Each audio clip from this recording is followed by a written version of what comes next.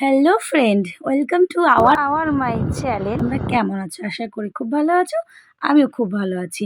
এখন বাজে প্রায় বেলা ৩টে। তো একটু পরেই আমার মাম্মাম যাবে প্রোগ্রামে। তো হঠাৎ করে খেয়াল পড়লো যে পাখাটা তো আমার তৈরিই করা হয়নি।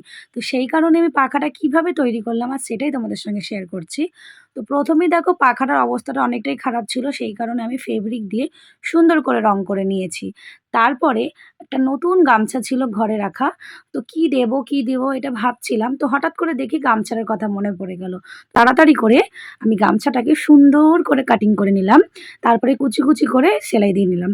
সেলাই দেওয়ার পরে তো দেখতেই পাচ্ছ সুন্দর একটা আঠা। যেহেতু আমার কাছে আঠাও ছিল না, তো সেই কারণে তোমাদের দাদাভাইকে বললাম যে, "আমাকে যে করেই হোক একটা তুমি আমাকে আঠার ব্যবস্থা করে দাও।" তো যাই হোক ও আমাকে এই আঠাটা ব্যবস্থা করে দিল। এটা ওর কাছে থাকে, ওর কাজের।